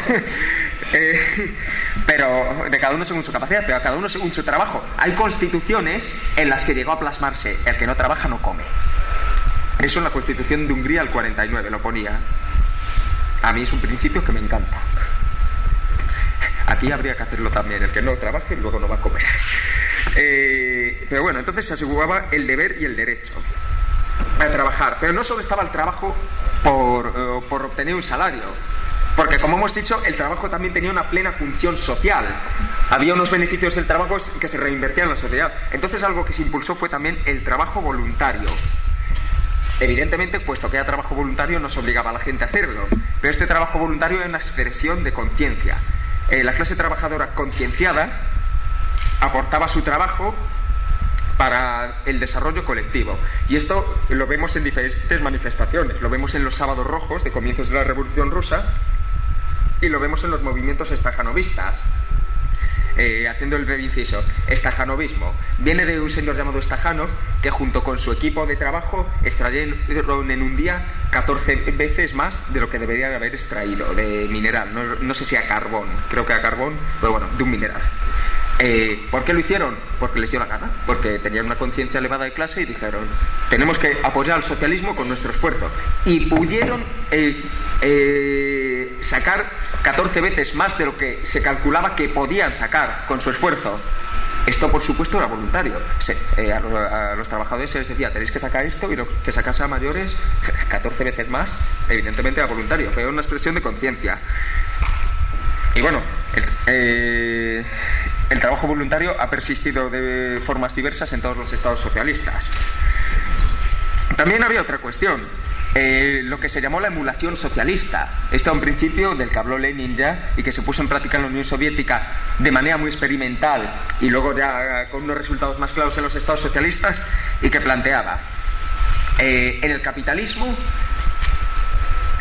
como hay un interés individual, se estimula a la gente mediante la competencia. Compite con el contrario, extrae más y te daré más dinero, o tendrás esto, tendrás más periodo de vacaciones, estímulos puramente materiales, además basados en el interés plenamente individual. En el socialismo, no voy a ahondar sobre esto, pero sí que os mandaré una serie de textos, ¿vale? Pediré que se manden. En el socialismo lo que se planteaba era que también existían estímulos de carácter individual, pero estímulos de carácter individual que iban indisolublemente ligados a la experiencia colectiva. Estímulos morales, por ejemplo, el reconocimiento público. A todo el mundo le gusta que se reconozca su trabajo. El reconocimiento público, la asignación de medallas, la propia elección para puestos dirigentes. En este sentido, es muy interesante el Partido Comunista de Cuba. ¿Cómo se conformó inicialmente el Partido Comunista de Cuba? Yendo a los centros de trabajo y preguntando a los trabajadores, a las trabajadoras, ¿quiénes son los elementos más conscientes del centro de trabajo, que más aportan, que más trabajan y que más dan por los suyos? Por la colectividad. Así se conformó el Partido Comunista de Cuba. Esos son estímulos morales. Aparte, como digo, había un sistema electoral en el que primaba el centro de trabajo tenía que dar el visto bueno, o como en el caso de Cuba, los vecinos y las vecinas, y bueno, evidentemente este visto bueno no se daba al más vago, al más gandul. Esto no es como el instituto que se elegía delegado o delegada a la persona más vaga y más gamba, ¿no? Aquí había una seriedad con eso. Y por otra parte, también se entendía que se podían dar una serie de estímulos de carácter material, pero como digo, inextricablemente unidos con lo colectivo. Por ejemplo, la creación de colonias vacacionales, la posibilidad de viajar, que sí, hoy en día tenemos posibilidad de viajar, pero es que en aquel entonces no estaba la cosa como para muchos viajes. Pero todo eso unido a lo colectivo. Entonces era una nueva concepción de estimular frente a la concepción capitalista de la que hemos hablado. Y luego otra tercera herramienta fue la de la planificación económica, que iba dirigida precisamente a pelearse, si se me admite la expresión, con la ley de la oferta y la demanda. Planificación económica, ¿qué significaba? Analizar las necesidades mediante el contacto democrático también con la base, y luego también mediante estudios científicos objetivos, y en función de eso definir lo que se iba a producir, qué servicios se iban a dar. En definitiva, lo que hemos hablado antes, decidir a dónde se dirigía este beneficio económico generado del trabajo del ciudadano o la ciudadana socialista. Y bueno, la planificación económica, ¿cómo se desarrolló en todos los países? Pues básicamente mediante la creación de comisiones de planificación que, mediante contacto con los órganos inferiores, que como hemos hablado tenían contacto con las masas directo, y también a través del partido, que también tenía su contacto con las masas, pues examinaban las necesidades, elaboraban unos planes, y estos planes se llevaban a los parlamentos, donde, como hemos hablado, bajaban, se debatían en la base y se aprobaban finalmente. Así se abordaba la planificación. Luego, como digo, también había una serie de criterios científicos objetivos, es decir, a lo mejor las bases decían, queremos todos tener un coche, pero resultaba que en ese momento lo que hacía falta era acero para desarrollar las propias estructuras industriales de la Unión Soviética, ¿no? Entonces, en ese sentido, la planificación inicialmente también se centró en los estados socialistas, en la industria pesada, en desarrollar una base económica fuerte. Esto a veces generó problemas y contradicciones, porque claro, no se veía a corto plazo, de manera inmediata, el beneficio. Sin embargo, a largo plazo llegó a generar grandes beneficios para la clase trabajadora, que vio satisfechas sus necesidades. Os pongo un ejemplo, vuelvo a la República Democrática Alemana, que es lo que mejor conozco, lo que más me gusta. La República Democrática Alemana. Inicialmente se primó la industria pesada y la reconstrucción material de Alemania. Alemania que fue destruida tras la Segunda Guerra Mundial. La gente vio cómo empezaba a tener casas, y eso mola, pasar de vivir en un edificio de ruido a tener casa. Pero también vieron una cosa, y es que el trabajo no se veía no se veía compensado con unos beneficios materiales como los que había en Occidente, donde, recordemos, el capital inyectó un dineral. Y esto generó contradicciones. Hizo que algunas personas marchasen a Occidente y que el 16-17 de junio de 1953 hubiese grandes manifestaciones en Berlín. Fecha, por cierto, el 17 de junio que la Alemania Federal desde entonces celebra. Significativo. Pero bueno, estas contradicciones con el tiempo fueron limadas. Y de hecho en 1971 el Partido Socialista Unificado de Alemania aprobó la llamada tarea fundamental, según la cual iba a haber una unión entre la política económica y la política social. A partir de 1971 se desarrolló una potentísima política de vivienda, porque ya había más material, ya había esa base industrial. La RDA, la pequeña RDA, era la 8ª potencia industrial del mundo. Entonces, unidad política económica y social, según la cual todo el desarrollo económico se vería compensado de manera proporcional en inversión en gasto social. ¿Os imagináis en España eso? Que dijesen, el PIB crece un 12%, no va a crecer un 12% en su vida, pero crece un X% y ese mismo X% crece la inversión en política social. ¿Os lo imagináis? Entonces, a partir de 1971 hubo un desarrollo material clarísimo, y ya no era industria pesada, eran bienes de consumo. Era poder elegir entre varias marcas de cosas. Inicialmente lo que primaba era eso, los bienes primarios, porque otra de las concepciones de la planificación económica era el primar los bienes primarios, valga la redundancia, necesarios frente a los secundarios. A día de hoy vemos que hay una oferta enorme de teléfonos móviles, pero que también hay gente sin casa. En ese momento se decía, tenemos los recursos que tenemos, invirtamos primero en que la gente coma y tenga casa, y después, cuando hayamos invertido en eso, invertimos en bienes de consumo. Y la República Democrática Alemana, que experimentó un gran desarrollo económico, pues a partir de 1971 desarrolló esa política de bienes de consumo. Lo que no significa que se desarrollase un consumismo, pero se desarrolló una política del bienestar de la gente. Y lo que digo, en los años 70 y 80 se renovó la vivienda prácticamente de toda la RDA. A toda la ciudadanía se le otorgó gratuitamente a precios muy baratos vivienda nueva. Coches, televisores, elementos para el bienestar. En ese sentido, la planificación económica, luego ya si nos vamos a los datos, de esto también os mandaré un vídeo, pues vemos que era muy superior a la ley de la oferta y la demanda. ¿Por qué? Porque en la teóricamente infalible ley de la oferta y la demanda lo que vemos es que es un pufo, que hay crisis de sobreproducción y que resulta que a veces hay más oferta de la que hay, porque no hay demanda tampoco, porque la gente no tiene dinero. Claro, estalla la crisis y ocurre lo que ocurre. En la planificación económica un sistema así no ocurría. Claro, también hemos hablado antes del revisionismo político, hablaremos del revisionismo económico. Hubo una serie de elementos distorsionadores de la planificación que hicieron de esta más ineficiente o que perdiese un poco los objetivos. Pero bueno, aparte tenía unos límites la planificación, unos límites que podían corregirse, y de ahí tenemos que extraer otra lección. ¿Qué límites se os ocurre? ¿Se os ocurre algo así? Un límite básico de la planificación. Imaginemos la Unión Soviética. ¿Se ocurre algo? ¿Se os ocurre? ¿La Unión Soviética qué tamaño tiene? ¿Es como Andorra o es un poquito más grande? ¿Cuántos habitantes tenía la Unión Soviética? 250 millones más o menos, sí, tiene razón Bernardo. Daos cuenta lo difícil que es para los órganos centrales planificar para 250 millones de habitantes y estudiar todas las necesidades.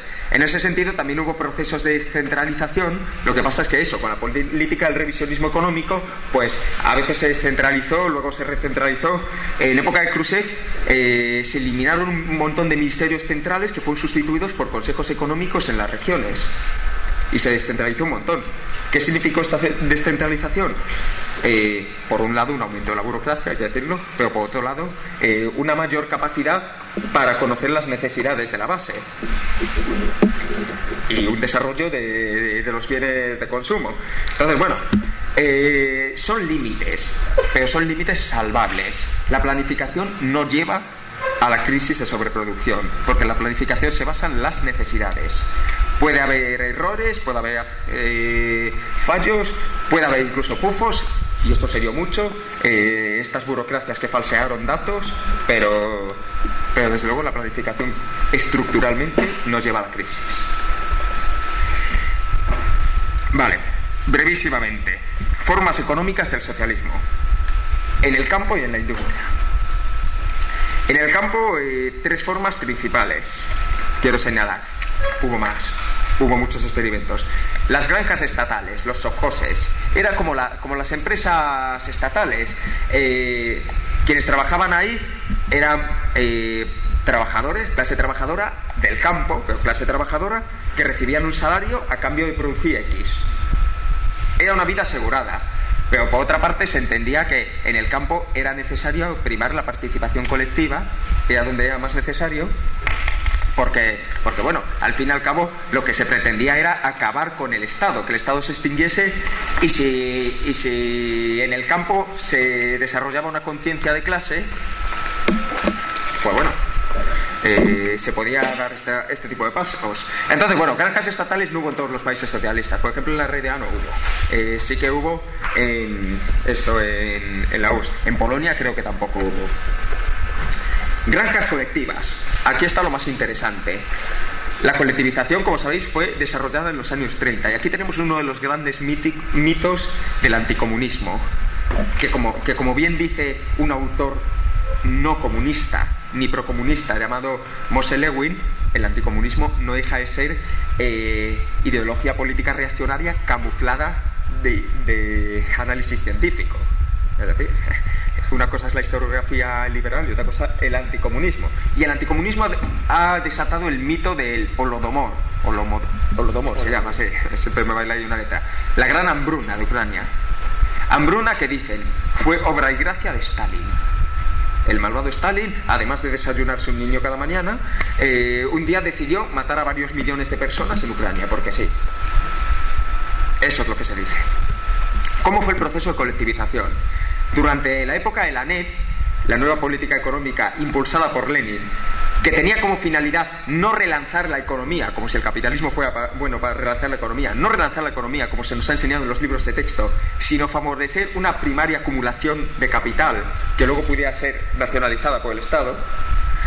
Pues bueno, en época de esta NEP, las clases dominantes del campo, los kulaks, crecieron mucho, desarrollaron mucho su poder. Sectores derechistas del partido, como los encabezados por Buharin, pues decían directamente que enriquecer sea bueno y cosas así.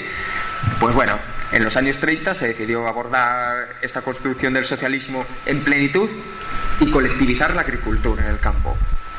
¿Y qué ocurrió en Ucrania? Que ante la llegada de los agentes del poder estatal soviético para confiscar las tierras y confiscar el grano, los kulaks decidieron matar al ganado, quemar el grano y destruir sus tierras, quemar sus tierras. Claro, reacción del poder soviético. Confiscar todo eso a estos kulaks. ¿Qué pasa? Que entre lo que destruyeron los kulaks, que luego fueron convenientemente enviados a Siberia, entre lo que destruyeron los kulaks y los costes de confiscar todo este grano, y bueno, también el hecho de que no era solo confiscarlo, es que por culpa de la política de los kulaks en el resto de la URSS se estaba pasando hambre y había que redistribuir ese grano, pues hubo una hambruna en Ucrania. Hubo una hambruna y de efecto murieron varios millones de personas. Y evidentemente aquí se cometieron errores graves a la hora de confiscarlo. La política que se desarrolló se cometieron errores, pero desde luego no fue, como dicen, un genocidio o un democidio, como dicen también, impulsado por Stalin. Fue lucha de clases, manifestada en su mayor crudeza. Los kulaks quisieron defender lo suyo y el poder soviético quiso acabar con estas clases dominantes. Y la lucha de clases se manifestó, como digo, en la mayor crudeza. Y bueno, en tercer lugar, mencionar sencillamente las comunas populares, que fueron una idea de Mao y que eran como gigantescas granjas colectivas que agrupaban a centenares de pequeñas granjas colectivas, como gigantescas granjas colectivas que al mismo tiempo que tenían este carácter económico, tenían un carácter político, eran comunidades de poder político. Demostraron algo estas comunas populares, y es básicamente su improductividad, porque eran unidades tan grandes que era difícil trabajar en ellas. Entonces demostraron básicamente su improductividad. No solo se desarrollaron en China, en Bulgaria intentaron desarrollar comunas populares en los años 60 y fue un fracaso. En Bulgaria, así a modo de anécdota, había un importante sector pro-chino que intentó dar un golpe de Estado en los años 60. Y bueno, también fueron convenientemente depurados, fortaleciendo el partido. En la industria que había, fundamentalmente empresas estatales, y no hace falta hablar mucho de ello porque empresas estatales os podéis imaginar lo que es. El Estado es el propietario de las empresas y la clase trabajadora trabaja en ellas. Lo que sí que es interesante destacar es que aunque el Estado fuera propietario de estas empresas no eran dirigidas de manera directa por el Estado, sino que los comités obreros en el seno de las empresas tenían un amplio poder de decisión, y los comités obreros eran elegidos de elementos sindicales y no sindicales. Había unas elecciones, pero no era como ¿cómo se llama lo de las empresas, lo de los sindicatos? Sí, no era como los comités de empresa como los entendemos aquí, sino que ejercían de manera directa poder en la toma de decisiones de la empresa, compartiéndolo con el Estado, y también, volvemos un poco a esa confusión de papeles, con representantes del partido. El partido tenía su célula en cada empresa y a veces intervenía en cuestiones de gestión. Pero bueno, esto es interesante, el tema de la democracia económica en las empresas estatales. Y bueno, también mencionaré, solo una mención, las empresas autogestionadas de la Yugoslavia socialista, donde se desarrolló un socialismo bastante diferente al modelo de inspiración soviética, y donde las empresas eran directamente gestionadas a modo de cooperativas por la clase trabajadora, sin intervención del Estado, y luego se permitía una especie de competencia entre sí. Claro, de aquí podemos extraer conclusiones. Conclusión positiva, el avance que se dio, quizá demasiado rápido, a la hora de ir reduciendo competencias estatales e ir entregando el poder de manera directa a la clase trabajadora. Por otro lado, el hecho de que las empresas compitiesen entre sí no dejaba de generar una conciencia burguesa. Entonces, bueno, eso ocurrió. A nivel internacional, los países socialistas establecieron un principio, era el de la división internacional del trabajo y la producción. A través del Consejo de Ayuda Mutua Económica, CAME, los países socialistas, que también establecían vínculos bilaterales entre sí, planificaban y decían: a este país le corresponde desarrollar la agricultura en este sentido, a este país le corresponde esto otro, a este esto otro. Los países que tuvieron un mayor potencial industrial, por ejemplo, fueron Checoslovaquia, la URSS y la República Democrática Alemana. Otros países tuvieron un carácter más agrario, como Rumanía, según este sistema. Y bueno, de esto no voy a hablar mucho porque podéis leer todo lo que queráis. Lo único, comentaros que la falta de desarrollo de la conciencia del nacionalismo llevaron a algunos problemas en esta integración económica socialista. Por ejemplo, a Rumanía nunca le dio la gana limitarse a ser un país agrario. ¿Cómo se habría resuelto esto? Mediante un avance en la integración económica y mediante una distribución adecuada de los bienes generados en cada uno de los estados. La experiencia, los hechos han demostrado también un fallo que no fue un fallo porque en su día tenía su sentido, pero que hoy en día se muestra como un fallo, y es el hecho de que esta división internacional del trabajo fuera tan radical. Es decir, tú país agrario, tú tal. ¿Por qué? En ese momento tenía sentido, porque no se confiaba, no se creía que fuese a derrumbarse el socialismo, o que las fuerzas burguesas fuesen a acabar con el socialismo. Pero a día de hoy vemos como el socialismo cayó, ya no se dan estas relaciones económicas entre los distintos estados, y algunos de ellos se ven sin industria, otros se ven sin campo, y algunos estados como Cuba pues se encuentran con que en ese marco de la división internacional del trabajo lo único que tienen es azúcar y puros, y eso es uno de los problemas de Cuba. Pero insisto, no fue un fallo en su momento, y ron. Pero bueno, insisto, no fue un fallo en su momento, porque ¿cómo iban a prever que el socialismo iba a tener esa crisis? Pero bueno, En cuanto al revisionismo económico, acabo con la economía y el resto se ventila en 10-15 minutos, ¿vale? En cuanto al revisionismo económico, pues nada. De China ya hemos hablado, igual que la burguesía participaba del poder, pues también se mantenían formas de propiedad burguesa, y ya sabemos lo que ha pasado. Fundamentalmente este revisionismo económico al que quiero aludir se dio en la Unión Soviética, en los países del este de Europa, donde primaron las economías las ideas económicas de un autor llamado Evsei Lieberman es el de Israel, Evsei Lieberman, que defendía que el mercado en sí no era propio del capitalismo, que todos los modos de producción habían tenido mercado y que el socialismo podía adoptar algunas medidas de mercado. Como vemos hoy en Cuba, las ideas de Lieberman todavía tienen su influjo. Es decir, a partir de ese momento hubo una aceptación de que el mercado de alguna manera podía ser utilizado en provecho del socialismo. Claro, no en todas las formas se desarrolló igual. En Cuba, en el periodo especial, se introdujeron medidas de mercado, pero se mantuvo fuerte el poder socialista y pudieron ser revertidas cuando cumplieron su efecto. Pero en los países, en la Unión Soviética y en los países, en las democracias populares, estas medidas de mercado se fueron profundizando. Y claro, más allá de en sí introducir medidas de mercado que en algunos casos podían tener, como digo, beneficios positivos, en Cuba lo tuvieron y supieron echar atrás a tiempo. Pero claro, estas medidas generan una conciencia burguesa, generan la conciencia del interés individual, y el desarrollo de esta conciencia de interés individual burguesa pues también implicó que personas que no habían tenido una base material burguesa tuvieran ideas burguesas y desarrollasen esas ideas en los órganos de poder del Estado socialista. Entonces, bueno, sabéis cómo acabó un poco la cosa, pero luego hablaremos de eso. El plano ideológico, muy brevemente. Una idea fundamental fue la de la construcción del hombre y la mujer nueva.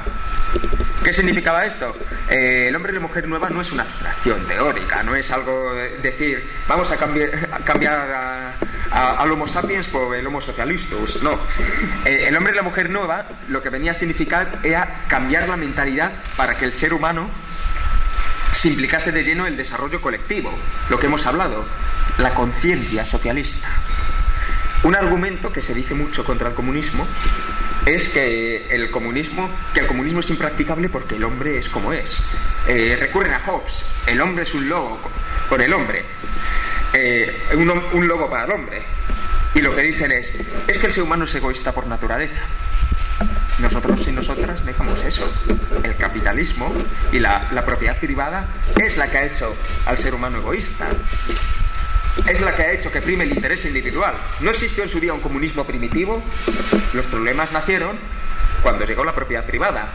Ahí también se desarrolló el patriarcado y se desarrollaron un montón de fenómenos. Y de lo que se trataba, y el marco teórico, era acabar con esa conciencia anterior y crear una nueva conciencia en la cual el hombre y la mujer participasen de lleno en el bienestar colectivo, para que se pudiese alcanzar ese principio de cada uno según su capacidad, a cada uno según sus necesidades, entendiendo que todo el mundo tenía esa conciencia. Al respecto recomiendo el librito del Che Guevara, El socialismo y el hombre en Cuba. En Cuba es donde más pasos se han dado en dirección a este hombre nuevo, a esta mujer nueva, ¿vale? Luego también la cultura. La cultura, como sabemos, es un arma ideológica. Y en el socialismo se tiene claro. Y se admitía. En los países socialistas se admitía la cultura como arma ideológica. La cultura como arma propagandística. Por otra parte, se entendía también que la clase trabajadora tenía derecho al acceso a la cultura. La cultura era algo patrimonio de la clase trabajadora. Entonces, planteémonos, por un lado, interesa al socialismo el desarrollo cultural socialista. Por otro lado, se entiende que la cultura es propiedad de la clase trabajadora. Resultado de la ecuación, desarrollo de una cultura popular. En los países socialistas se desarrolló la literatura como en ningún otro lugar del mundo. La literatura, el cine con magníficas obras, el teatro, A los trabajadores y las trabajadoras se les entregaban bonos gratuitos para el teatro, los museos eran gratuitos también, y además había un fomento del interés por la cultura. Aquí destaco dos ejemplos en el plano literario. Uno es Cuba, donde está la Feria Internacional del Libro de La Habana, que es la feria del libro más importante de América Latina y una de las más importantes del mundo. Y otro, la República Democrática Alemana, donde historiadores burgueses han dicho que era el país de los libros. Qué casualidad que aquí no nos lleguen esos libros de la República Democrática Alemana y no se traduzcan. Pero bueno. Una cuestión de la que quería hablaros también, porque lo hemos tratado poco, es de la lucha contra el patriarcado en los países socialistas, que se abordó fundamentalmente en 3 líneas. Las enumero y las explico. Primera línea de lucha contra el patriarcado, la lucha legal, es decir, la equiparación jurídica. Hoy en día sí, se supone que hay muchas leyes de igualdad, de todo esto. Vale, de lo que nos quejamos es de que esas leyes no se traducen a una realidad no patriarcal. Claro, pero son necesarias. Entonces esa era una de las líneas. Leyes de aborto, por ejemplo, fueron aprobadas, no hay aborto libre y gratuito como planteamos, pero en su día eran leyes avanzadas, fueron aprobadas en los países socialistas tras fuertes debates intensos, porque había grandes resistencias. Por ejemplo, en Polonia, el grupo católico del Parlamento, porque había grupo católico, que no era todo tan terrible y dictatorial como venden, pues el grupo católico del Parlamento planteó una lucha sin cuartel, la Iglesia polaca, etcétera, pero se aprobaron eso, fuertes leyes de aborto, de igualdad. Si miráis los artículos sobre la igualdad de las constituciones socialistas, veréis que se dicen unas cosas magníficas. Leyes para la participación, para el fomento de la participación política, etcétera.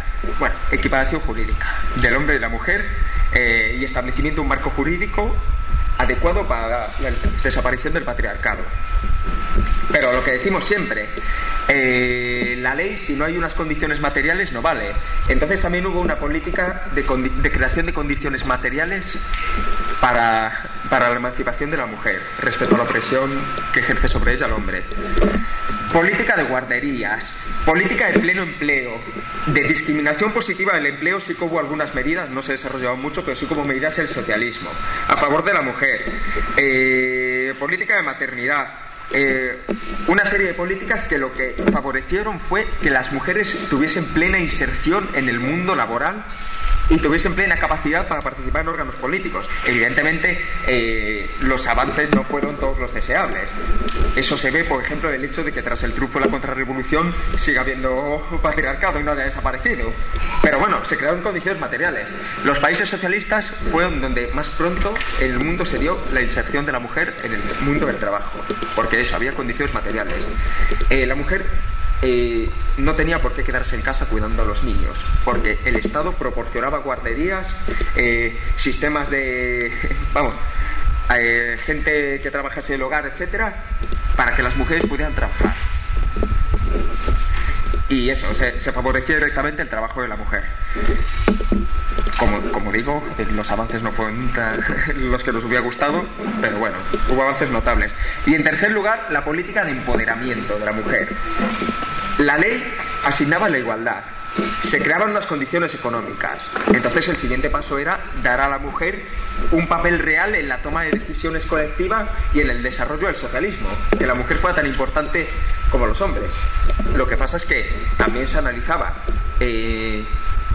existen diferencias, existe una presión del hombre sobre la mujer, entonces necesitamos dotar a la mujer, o las mujeres necesitan dotarse más bien de unas herramientas para ese empoderamiento.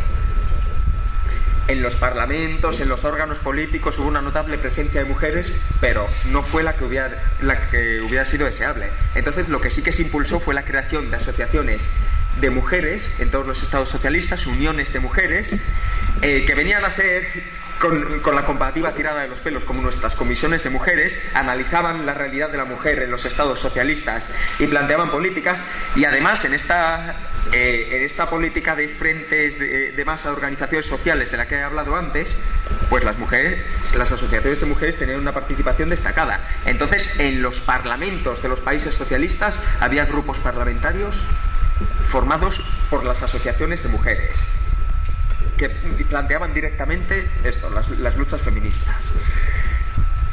Estas son cuestiones que se conocen poco, entonces he querido hablar de ellas porque creo que nos sirve para extraer lecciones para nuestra propia política. La igualdad jurídica, bueno, ya iba a decir, en la práctica está conseguida, ya no, ya sabéis perfectamente que no. No existen en nuestro maravilloso capitalismo democrático condiciones materiales para la mujer, no existen, y desde luego no hay vías para que la mujer participe de manera efectiva en el poder político. Pues bueno, a lo mejor estos ejemplos nos sirven para plantearnos objetivos de trabajo. Bueno. Tenía aquí un montón sobre política internacional socialista y demás, pero cuento el esquema. Hay 15 terminado. En los inicios de la construcción del socialismo se planteó un dilema. ¿Política puramente internacionalista o política nacional? Claro, evidentemente una organización comunista como la nuestra tendría que levantarse indignada y gritar política internacionalista, no política nacional. Pero démonos cuenta de que la URSS, y bueno, la República Popular de Mongolia, pero como digo ya solo un montón de arena, pues eso, era un estado socialista asediado, rodeado de potencias imperialistas que lanzaban guerras de manera directa y guerras de manera indirecta, que a nivel internacional masacraban comunistas y que tenían como objetivo primordial acabar con la Unión Soviética, cosa que casi consigue la Alemania nazi. Bueno, casi consigue no, porque no lo consiguió, y ahora tenemos claro que era difícil que lo consiguiese, pero pudo haberlo hecho. Entonces era necesario defender la Unión Soviética y construir el socialismo en la Unión Soviética. Este fue el debate sobre revolución permanente, socialismo en un solo país. Es un debate que generalmente se enfoca mal cuando se explica, porque no fue realmente un debate socialismo en un solo país o revolución permanente, sino que fue un debate sobre cómo abordar la revolución. ¿Nos lanzamos a la revolución en todo el mundo y nos jugamos lo que hemos construido? ¿O nos centramos primero en construir el socialismo, en desarrollarlo, y después ya nos lanzamos a la revolución mundial?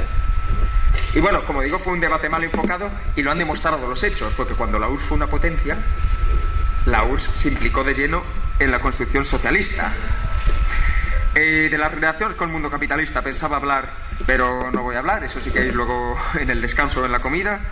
De las relaciones en el mundo socialista he hablado un poco, de la integración, pues tampoco voy a hablar. Y lo único que sí que mencionaré es el tema de relaciones con el llamado tercer mundo,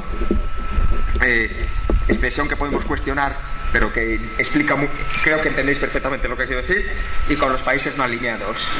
Porque fue una política que a día de hoy se vende como de utilización. Se dice, la Unión Soviética utilizaba a los países del tercer mundo para sus intereses, como olvidando que los Estados Unidos utilizan a todos los países del tercer mundo y del no tercer mundo para sus intereses, como olvidándolo.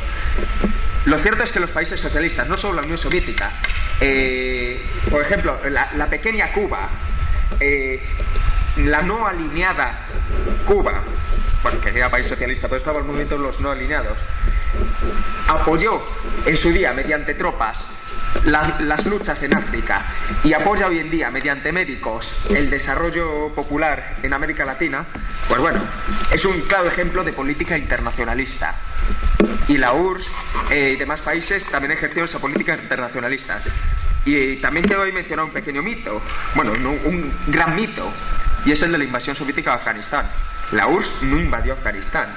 En Afganistán había un gobierno socialista, que se había alzado mediante un movimiento popular, contra el cual el imperialismo occidental financió a los que ahora parece que son sus enemigos, a los grupos de mujahidines, los grupos islamistas. No es lo mismo el islamismo que el islam, los grupos islamistas, los grupos wahabitas, etcétera.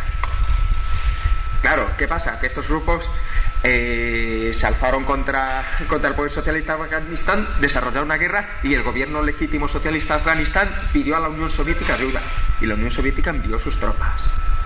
Claro, cuando llegó Gorbachov al poder, anunció su nueva concepción de la política exterior soviética, que era una concepción basada en: me desvinculo de los países socialistas, abandono la carrera armamentística con la que puedo competir con el capitalismo y dejo intervenir de una manera o de otra el tercer mundo. La política de Gorbachov, en definitiva, era una renuncia a la expansión del comunismo. En su día la gente decía: uy, este Gorbachov, qué pacifista es, qué interesante. A día de hoy ya sabemos cómo es Gorbachov, entonces no necesita mayor explicación. Ya sabemos lo que pasó. Claro, hemos hablado de una serie de factores y ahora solo enumero, ¿vale? Y eso puede que vale para el debate. ¿Por qué entró en crisis el socialismo? Bueno, al respecto os recomiendo los análisis del KKE que se han mandado junto con los materiales de la escuela, ¿vale? Las tesis del KKE sobre el socialismo. Voy a mencionar una serie de causas que creo y que cree el KKE, pero también algunas que creo yo que tuvieron que ver con la crisis del socialismo, y luego pues ya termino y debatimos o hacemos lo que nos apetezca ver. Vamos. Primera causa del colapso del socialismo: las objetivas condiciones de debilidad. Rusia, como bien dijo Lenin, era el eslabón más débil del capitalismo. Y Rusia tuvo unas dificultades mucho mayores para construir su socialismo. Y aunque logró convertirse la URSS en la gran potencia que fue, todavía tenía unas debilidades internas muy fuertes. Por ejemplo, el desarrollo material. He hablado antes del socialismo de consumo, del desarrollo del consumo en la RDA. En la URSS no se llegó a poder hacer eso. Porque 250 millones de habitantes, un territorio extensísimo, imaginaos lo que es hacer carreteras en la URSS. Entonces, bueno, había unas condiciones previas objetivas de debilidad. No obstante, el socialismo hizo que se desarrollase la URSS en unos pocos años, más de lo que se había desarrollado Rusia en todos los siglos precedentes. Luego, lo que hemos tratado ya, la no destrucción de la conciencia burguesa. Primero en la URSS, y como digo, luego fue criticado por teóricos como Mao, y no solo Mao, no se abordó en su plenitud la lucha contra la conciencia burguesa. No se entendió del todo la persistencia de la lucha de clases del socialismo. Claro, esta lucha de clases persistía, al menos a nivel ideológico. Pero claro, cuando sigue habiendo ideología burguesa, te pones a meter mecanismos de mercado y resulta que lo que haces es instalar en el poder a elementos burgueses o de ideología burguesa, que fueron ascendiendo y que tienen su máximo culmen en gentes como Gorbachov o Yakovlev y demás elementos. Yakovlev, un tío que cuando todavía existía la URSS ya empezaba a proclamarse a sí mismo como neoliberal, cuando él era dirigente de la URSS. En el plano político también tenemos ese revisionismo del que hemos hablado. Cuando se renuncia hacia la evolución del comunismo, lo que hacemos es construir un Estado normal. En ese caso lo llamaban el Estado de todo el pueblo. Al respecto, por eso también lo he dicho, me parece muy interesante Cuba, que sigue hablando de la revolución. Y dicen, seguimos en revolución. Pero en estos países no, se habló eso, del Estado de todo el pueblo, igual que en China se habló de la nueva democracia. Claro, con estos planteamientos de construcción de un Estado, cuando el objetivo ya es desarrollar tu Estado y no acabar con él, se genera una burocratización. Y esta burocratización fue de la mano de estos elementos con ideología burguesa. Entonces, claro, ahí nos encontramos con lo que acabo de decir, que el poder en la práctica fue copado por elementos que no tenían la adecuada ideología revolucionaria. Y bueno, ahí vino todo lo que hemos mencionado antes, que si se falseó alguna estadística, que si tal, que es igual. Luego, claro, esta situación condujo a una, lo pongo entre comillas, parálisis democrática. Había una crisis de participación porque se empezaba a ver cómo el Estado socialista no era verdaderamente representativo de los intereses de la clase trabajadora. Había otras ideas en los órganos del Estado socialista y la gente se distanció. No sé si habéis leído un libro llamado Testamento en Praga, escrito por Tomás y Teresa Pamies. Este libro, Tomás padre, Teresa su hija, habla entre otras cosas, de su experiencia en la Checoslovaquia socialista. Y ahí Tomás Pamiers se lamenta. En los inicios del socialismo, la gente iba, recriminaba al diputado sus errores y le decían: queremos aquí una guardería, y el diputado lo tenía que hacer. Ahora la gente ya se ha conformado, se ha acostumbrado, ya no tiene intereses y ya no van a esas reuniones. El diputado va, se encuentra solo y ya en un momento dado deja de ir. Es un ejemplo significativo. Ese libro os lo recomiendo mucho, ¿eh? Luego también un poco lo que hemos hablado, la confusión del papel del partido y el Estado. Cuando el partido se metía en asuntos administrativos, abandonaba esa labor ideológica. Y esto generaba, pues eso, a nivel de Estado y también a nivel de partido, un distanciamiento entre las bases que tenían unos intereses y las direcciones estatales y partidistas que estaban a otras cosas. Y por último, no quiero dejar de señalar la acción externa imperialista. Y pongo 2 ejemplos y en el medio os imagináis 1000 más. Primer ejemplo, la URSS nace y Gran Bretaña, Francia, luego Polonia declaran la guerra al naciente Estado socialista directamente o intervienen indirectamente. Agresión directa. Últimos años de la existencia de la Unión Soviética. Un señor llamado Ronald Reagan, adalid de la libertad, según la ínclita Esperanza Aguirre, anuncia la Iniciativa de Defensa Estratégica, es decir, lo que llaman la Guerra de las Galaxias, lo que ha recibido ese nombre, que es un proyecto que nunca se ha aplicado y que al final canceló George Bush hijo, pero que es un proyecto teóricamente poderosísimo, con una serie de satélites, con una serie de misiles, un proyecto definitivo que podría acabar con la Unión Soviética en un suspiro. ¿Qué pasa? La Unión Soviética, como era lógico, se acojonó y decidió multiplicar el ya infladísimo presupuesto militar. Claro, cuando gastas en bombas, necesariamente, pero cuando gastas en bombas, pues a lo mejor no puedes gastar en lo que la gente necesita. Y esa gente pierde la confianza en su liderazgo. Y si el partido está ocupado en asuntos administrativos y no es capaz de dedicarse a convencer a la gente, a explicar a la gente, es que es esto, y se limitan a eslóganes vacíos, a pegar todos los años el mismo cartel, el imperialismo nos agrede, pero no van más allá de eso, pues evidentemente se da ese distanciamiento y finalmente pasa lo que pasa. Claro, tenemos crisis económica, porque, claro, la introducción de mecanismos capitalistas implica también en la introducción de los movimientos de crisis en los ciclos capitalistas, a mayor o menor escala. La generación de una conciencia burguesa, la acción imperialista exterior, la crisis de la democracia y de la participación, y bueno, la renuncia a los objetivos, la renuncia al comunismo en la práctica, aunque no en la teoría, pues claro, así no podía continuar el socialismo. Y de ahí entiendo yo que vino la crisis del socialismo. La moraleja la podéis extraer vosotros. Muchas gracias.